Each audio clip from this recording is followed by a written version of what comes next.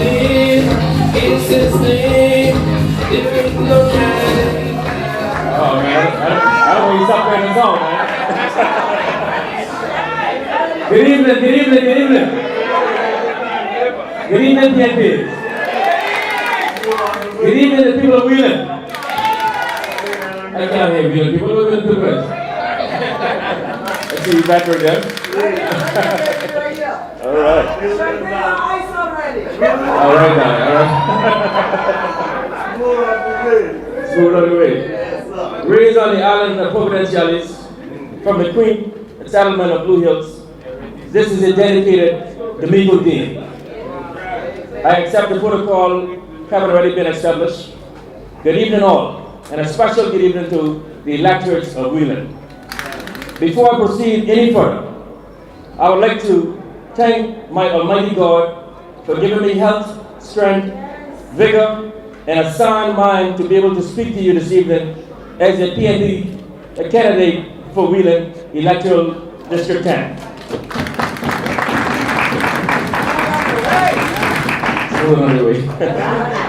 I am humbled for the trust that you have thus far in nominating me as a standing bearer. This nomination speaks volume, and I promise to be a real, reliable representative. A real, reliable representation that you can see and feel. I'm happy tonight to have my parents here, my mom and dad, who are my greatest source of strength. I might add this. You know, growing up at home, I grew up to the sound of Hilly Ewing, Hilly Ewing, Hilly Ewing. But I'm happy to hear, I'm happy to see my mom and dad in a PNP headquarters. Okay? And Johnny, I'm going to make sure, because they registered, because I'm going to make sure those 2 votes is not sitting in. I'm going to make sure that. Now they say opportunities knock at every door, and as a real, reliable representative for Wheeling, I will ensure that economic opportunities are afforded to my electorates, and when it comes knocking, you'll be given the know-how to capture these opportunities. That's right. Economic opportunities will take top priority on my agenda as I provide the kind of representation that the electorate deserves. Wheeling is poised for greatness. The layout is so beautiful. In 2005, when I returned from university, places like Saline Paradise, which is in Blue Hills, and Three Queens, they were the ideal places for socialization on weekends. The tourists and residents alike enjoy the drive to our settlement to feast on the local dishes and to indulge in the culture we offer. It will be my focus to ensure that we expand and capitalize on this great tourism product. I will enhance economic opportunities through the promotion of additional local restaurants, craft markets, jet ski rentals, sailboat tours. Let me sailboat tours. All of which are economic opportunities that can be capitalized by residents right here or right there in Wheeling. I will work along with my PNP government to ensure that certain jobs in the field of water sports are set aside for belongers.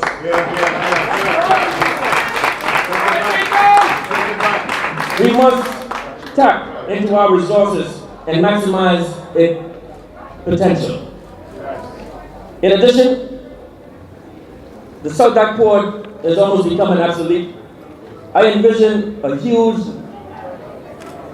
multi-purpose port at Norris Point that will attract cargo and cruise ship passengers, creating great opportunities for my people in Wheeling. Recreational facilities are of utmost importance. I'm happy to say that our government, under the leadership of Dr. Ewing, has already budgeted a community center in Wheeling.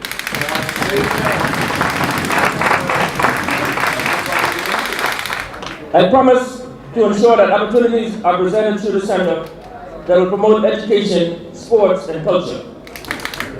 Also giving the residents the opportunity to socialize in a conducive environment that promotes family and healthy lifestyles.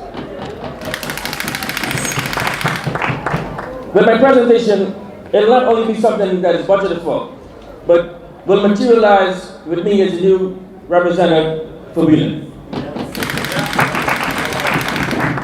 Our children are our future, and as a representative for Wheeling, I will ensure that future leaders are equipped with the skills and tools necessary so that they can become first-class citizens in our country. Educational opportunities will take priority for our people. I will labor to ensure that our young people are given the opportunity to become skillful in their field at an early age, through collaboration with the Clement High School and businesses, so that our children can get a bird's eye view of the real world of work, gaining the necessary experience that is necessary for their growth and development. Our men and women in Wheeling will be given the opportunity to mentor our young people and become young entrepreneurs as they create pathways to a brighter future. As I continue my campaign, I will continue to listen to the issues being presented and will do my ultimate best to concentrate on the concerns that plague the residents of Millennium Heights, Phase 2, which are of great concern to me. I will support the homeowners in an effort to remedy their situations. There's so much more to be heard from the residents of Wheeling, and I refuse to set up a complete pathway until I've heard from all the residents. What is it that they envision for our community, and coupled with my initiatives, we will endeavor to make our dreams come true. To you, the electorate of Wheeling, a journey of 1,000 miles begins with a single step. That's right.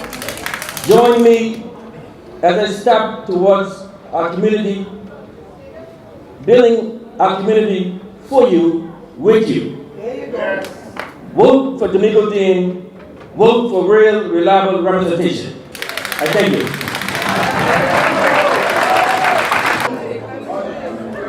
PNP! PNP! You know, this ain't no press conference tonight. This is a rally. We put the opposition on notice. This is a victory party!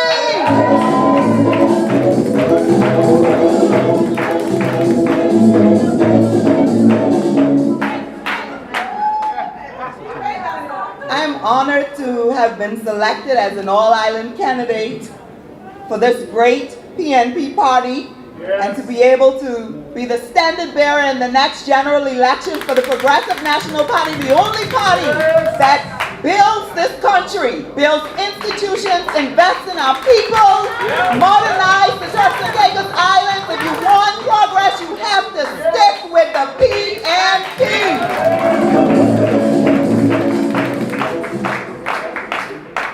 Sharon said something, our vice chair, she said something earlier when she was introducing me. She said, another newcomer. She's new to the political arena. Well, let me dispel that. I am in no way new to the political arena. I've been a member of the Progressive National Party for 20 years. I have served as public relations officer for this party in the past. I was the deputy of the Young Nationals of the Progressive National Party. I worked in 4 election campaigns, and every one of them have been successful. I have a track record of success. Anything I put my mind to, I achieve. If I say I'm gonna do it, I'm gonna do it. My life is a living testimony of that fact. Everybody remember when I was overweight? Well, this is a testament of what dedication looks like. That is the same vigor, energy, hard work, determination, and dedication I will bring to the House of Assembly for the people of the Turks and Caicos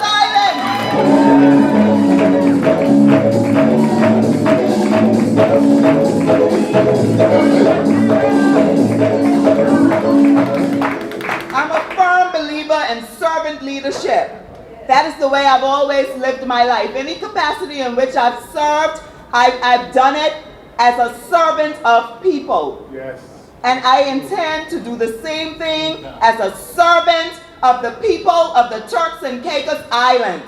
It's no different. I will engage you. I will hear from you. When I make my plans of how I will represent you, you will be a part of that process. Yes. Because I cannot serve you without hearing from you and engaging with you. And that's important in leadership. I'm a servant of my country. I'm not new to service. I've always been involved in civic work in this community. I've been in Providenciales for the last 20 years, and I've always been involved in some form of community work in this country. By nature, I'm a helper. I can't see someone in need and not help, and that's just me generally. And so when I made the decision to enter frontline politics, I thought about my family. I thought about my kids. They're very important to me. And I thought, do I want to do this at this time in my life? Because it's a sacrifice. It is. And I thought about my career. And I have a good career.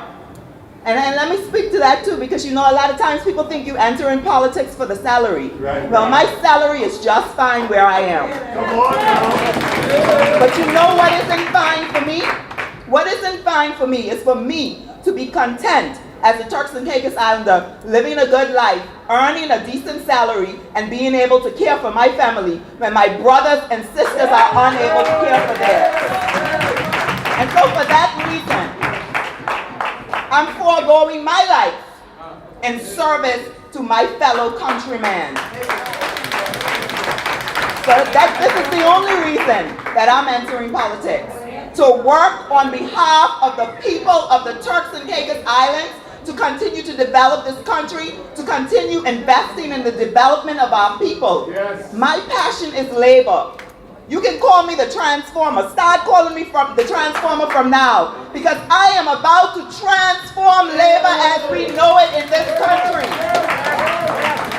We will revamp the labor department, now called Employment Services. It will no longer be a clearinghouse for work permits. We will ensure that we have qualified inspectors on the job, able to go into any establishment and audit them randomly, so that when we put stipulations on work permits, we know that they are being adhered to, and we have no surprises at the end of their contract.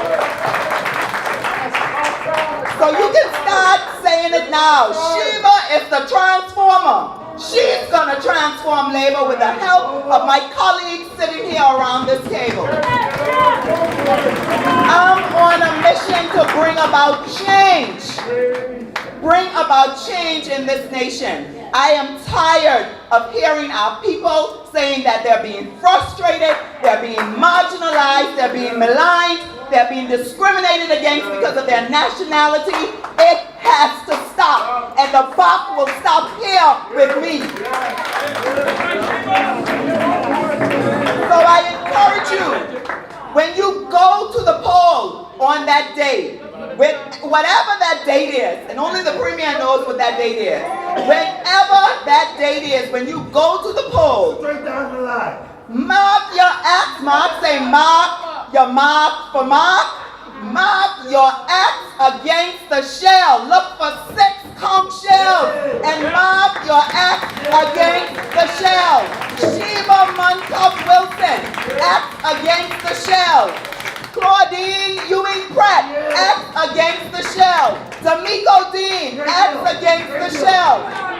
Arthur Couch Lyburn, X against the shell. Portia Stubbs Smith, X against the shell. George Lyburn, X against the shell. A.K. Akira Missick, X against the shell. The Honorable Rufus Washington Ewing, X against the shell. Honorable Washington, Charles Washington Missick, X against the shell. Amanda Missick, X against the shell. Ruth Blackman, X against the shell. Mark Fulford, and I stop here because y'all don't understand how deep this thing is. Mark and I, Yes. President and vice president of the Young Nationals. This is destiny. God prepared us for this day of service.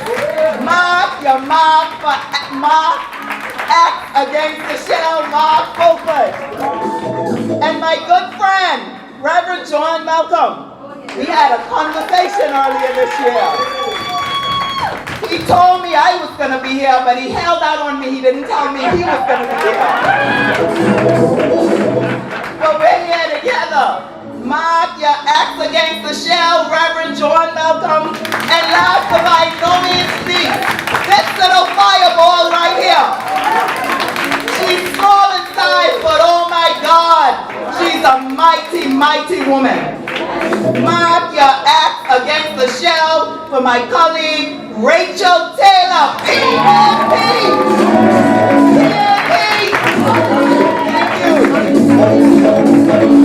It seems like D'Amico has a song.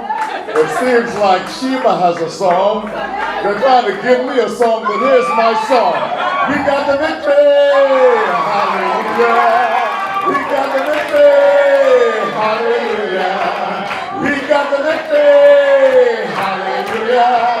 We got the victory! Hallelujah! Hold it right there. You can stop right there. You know, I give God thanks for this opportunity to be here tonight. This is a long journey for me. And people wondering, why should a pastor get involved in politics? Well, politics is in my bones. I mean, Alden, Smokey, he can tell you, we've been discussing politics for umpteen years. Ever since I've known him, we've discussed the issues, we've shared our views, we've had arguments and debates, and so politics is in my bone. I was speaking to a pastor last week, and he said, well, how come you went to the church? I said, well, God had to clean me up first. You know, God had to clean me up first and give me a vision and give me a purpose. And so I'm here tonight because I believe God has led me to this point. I do not doubt that at all. I'm convinced and convicted that God has brought me to this point. I don't sound like I'm preaching, eh? Okay. But for the last, Honorable Premier, for the last, I'm sure you know of it, for the last 10 years, I have been working not only as a pastor, but I've been working in the prison and in the schools and in communities all across the Turks and Caicos Islands.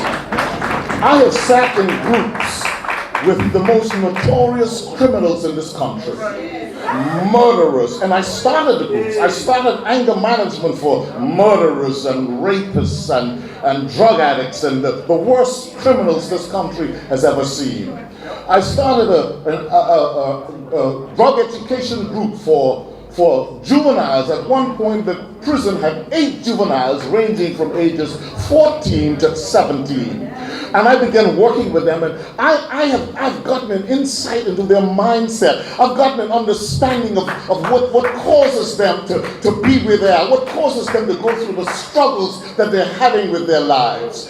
And so I believe God has brought me to this point where I can do something about their lives, where I can make a contribution in turning their lives around. I have seen young men who are marginalized because of the family background. I've seen young men who are going through situations where they don't know themselves. They don't know what the future holds for them. And these are talented young men. These are young men whose ambitions have been daunted by the conditions that have brought them down to the lowest point in their lives. And I want to do something about that. That's why I'm here. I want to champion their cause. I want to be able to transform their lives. And so one of the things that I did, and maybe the Premier is not privy to that, but I worked in his ministry. I got fired last week, of course. But I worked in his ministry, and one of the last things that I did was to prepare a proposal to transform that prison.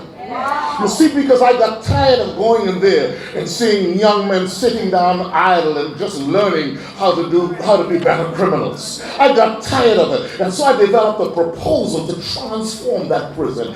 I developed a proposal that could put them to work, that bring in a block making machine, a proposal that would bring in carpentry tools, a proposal that would put an apprentice program there. Right? I spoke with Couch about this, putting some guys to work with him and learn his trade, putting them with contractors and learning their trade, and giving them a salary and saving their monies. I have clients in the prison who did CXCs and passed. I have clients in the prison. I was trying to get them to sign up for degree programs. That's what I'm passionate about. I'm passionate about transforming the lives of marginalized men and women in this country.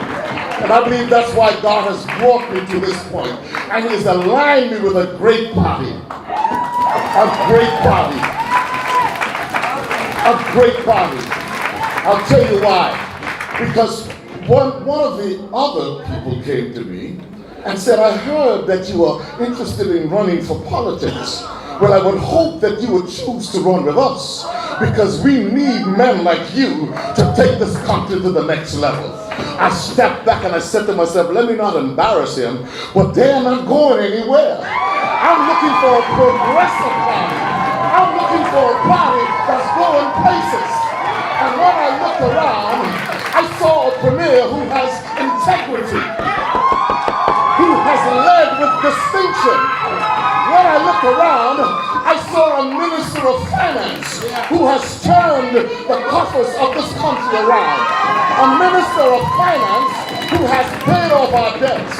A minister of finance who is putting this country on a course for stabilization and progressive growth. That's what I want to align myself with. I see ministers of government who are energetic and progressive and effective in carrying out their portfolios, and that's what I want to align myself with. And so I'm here because I believe God has brought me to this point. I'm not looking for a salary. I got work to do. I'm not looking for fame. I got work. I'm used to working in the trenches. I'm used to rubbing shoulders with criminals. I can get down and get dirty. I got work to do. So, Mr. Premier, call that date and release me. I can't wait. I can't wait. I can't wait. Turn me loose. Turn me loose.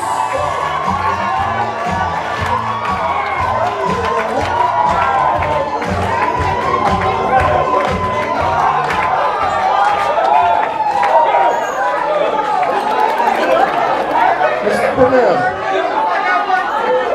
Mr. Premier.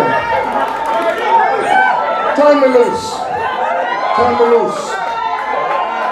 Mr. Premier, one of the things I want to advocate for, I've been pondering, I've been thinking about something that I believe has the potential to address three major concerns in this country. Our youth. I believe we need to enhance our cadet corps program. I believe the way to enhance it is to develop a cadet corps academy where you can, when they sign up, they go to the academy to learn a skill. They go to the academy to learn bricklaying and masonry and carpentry, electrical wiring, and yes. And what you're doing, you're training a cadre of workers. You see, because I'm tired of us having big projects and importing labor. I'm tired of when we have hurricanes and communities are devastated, we're looking to the outside for people to rebuild. I'm saying to you that if you harness our young people with these skills, I believe we would have a trained workforce that will enable us to cut down on the amount of expatriate labor that we imported to this country. Let me take it a little bit further. I believe, Mr. Premier, Honorable Premier, I believe that if you would enhance the Cadet Corps, I believe that you can take it a little further. I believe that you can give them military training. You can get them involved in a force with the customs and the immigration and other forces, and build a base on a periphery island of Bush Key. I mean, build a base, and you're harnessing your young people with the skills to protect this country. I'm talking about employing 50 to 60 young men and young women to man the perimeter of this country. Drug interdiction, reduction in weapons and arms coming into this country, interdiction of illegal aliens. I'm talking about the way to employ young people and giving them the requisite skills to make a difference in this country. I'm going to advocate for these things. And Donald Trump said he was going to get the Mexicans to pay for the defense. The British government has to pay for this. They have to pay because it's their responsibility. And we have to develop a plan to show them that this is your responsibility. This is what we want. It's your responsibility. Come up with the money. And I believe we can get it done. I believe we can transform this country and the youth of this country. Thirdly, Mr. Premier, and I want to speak directly to the Honorable Washington Music. I have, ever since I came back from Jamaica, finishing seminary, I have been advocating to the Baptist Union to start a credit union. I understand why we never got to start, because the legislation was not in place to provide the framework for that kind of an institution. And I'm hearing now that we have passed such a legislation. Come on, kudos to the Minister of Finance, because this is the most progressive piece of legislation, I believe, that has the potential to make our people prosper, to give our people the opportunity to own their share of the economy. Too long the wealth has been concentrated in the hands of the gray spade boys. But I need to get my share. His brother needs to get his share. My sister down the road needs to get her share. And so I believe that this is the single most effective and significant piece of legislation that's going to put power and the wealth of power in the hands of the local people. You know how it's going to be done? I'll tell you how it's going to be done. The Honorable Ruth Blackman touched on it. We need, you see, because what you need to do, you need to marry the credit union concept with the cooperative concept. And so in South Caicos, we need to have a cooperative credit union for fishermen. In Middle Caicos, we need to have a cooperative credit union for farmers and husbandry to grow pigs and chickens and goats and put it on the market. In North Caicos, we need to have a cooperative credit union for farmers. You need to put aside 100 acres of land and put 10, 12 people and families together and say to them, you farm potatoes. Another 10 or 15 group of people together and say, you farm tomatoes, you farm cabbage, you farm peas. You see what I'm saying? And you know what? We don't have to wait for foreign investment to do it. GC Invest need to be able to empower our people to be entrepreneurs in this country. And the credit union cooperative concept is the vehicle to achieve that. I believe we can do it. The vision is already in play. We just need now to launch that program and get our people educated as to the potential that is there for us to take our rightful share in this country. One of the things I've been trying to, in the absence of this piece of legislation, I've been saying to fishermen in South Caicos for a long time, and I'm going to close, I'm not going to be here much longer. I've been saying to them, listen, every day you go to sea and you come back and you get paid, just squander your money. I've been saying to them, listen, you need to form an association. I said to them, if 10, 15 of you will get together put up $1,000, buy a fuel tank, sell your fuel to yourself, get a container of food, come down every month, sell your food to yourself. I said at the end of the year, you have dividends to share. You can leave the dividends in the association and grow it. And said in 10, 15 years time, you start buying bigger boats because it's getting harder and harder for fishermen to find fish in the shallows. And so I'm saying this is the way for you to get bigger boats. Groups of you get together. In a few years' time, you may own your own processing plant. So this is the kind of vision I believe God has given to me. And I see that it's connecting with the vision of this leadership already. And so listen, we're on a roll. We got the victory. Hallelujah. We got the victory. Hallelujah. We got the victory. Hallelujah. We got the victory. Hallelujah.